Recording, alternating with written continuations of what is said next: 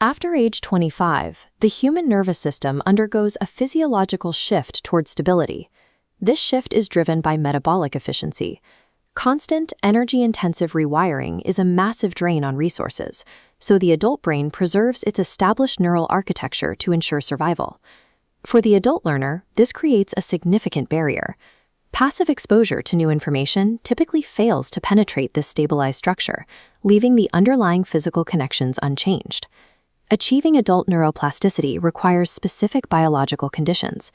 This process is governed by neurochemical triggers that occur primarily during moments of high strain and errors. Many learners mistakenly believe that repeated exposure to material results in neural encoding. Experimental paradigms illustrate the flaw in this belief by comparing two groups: the SSSS group, who reads a text 4 times, and the STTT group, who reads it once and then attempts 3 retrieval tests. Tracking subjective confidence, the passive group reports high confidence, while the tested group reports doubt. But examining actual retention 30 days later, the results invert.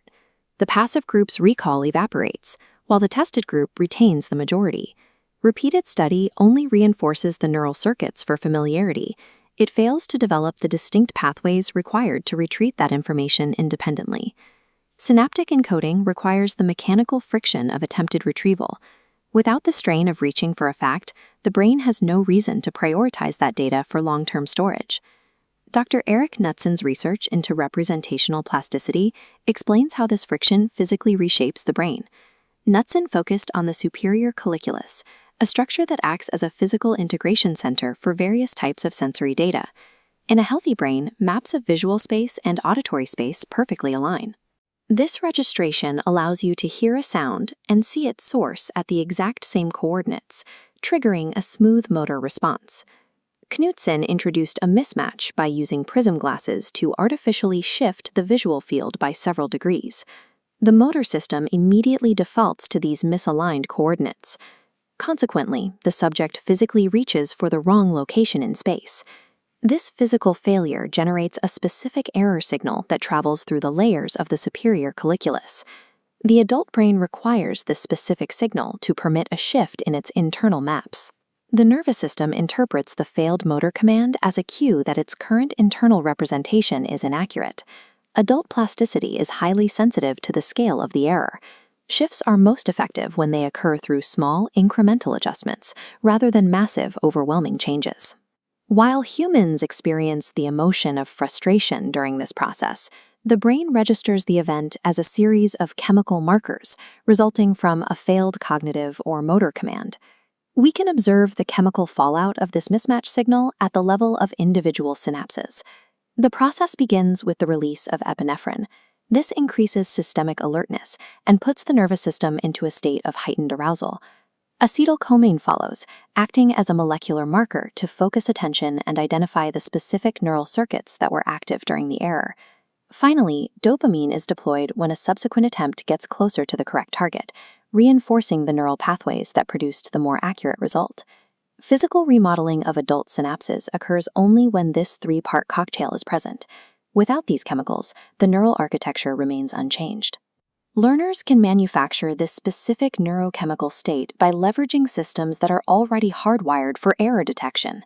The vestibular system, located in the inner ear, serves as a primary mismatch generator designed to keep humans upright. Fluid moving within the semicircular canals allows the brain to track movement across 3 axes: pitch, yaw, and roll. When you lose your balance, your inner ear detects a gravitational mismatch. This sends an emergency signal directly to the cerebellum. The cerebellum responds to this mismatch by signaling deep brain nuclei to release epinephrine, acetylcholine, and dopamine immediately. Moments of physical instability trick the brain into a high-contingency survival state. This creates a brief window where the brain is chemically optimized for learning new cognitive or motor skills. Cognitive study protocols become far more effective when they are designed to mimic these biological mismatches. Passively rereading a chapter involves no error signal. Because the motor and cognitive systems are not failing, the chemicals required for neural change are never deployed. Testing acts as a mechanical trigger for biological error. It forces the learner to confront gaps in their knowledge, providing the signal the brain needs to prioritize that information. This line graph shows that active testing halves the rate of physiological forgetting over time. The cognitive strain of struggling to retrieve a fact generates the same chemical mismatch cascade as a physical failure. This struggle flags the information for long-term storage during subsequent rest. To significantly improve retention, an individual should perform a retrieval test immediately after their first exposure to new data. A second protocol, called the gap effect, further accelerates the physical consolidation of knowledge. The protocol involves taking a 10 to 30-second pause of total inactivity during a high-intensity learning session. During these pauses, processing shifts to the hippocampus.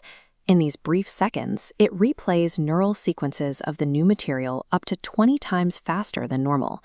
This waking replay allows the brain to begin synaptic consolidation, usually reserved for deep sleep.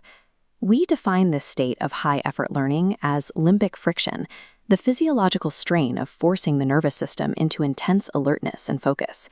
If a study method does not generate errors, mismatches, or this specific friction, the brain maintains its existing structure. Mastery is the direct result of engineered failure.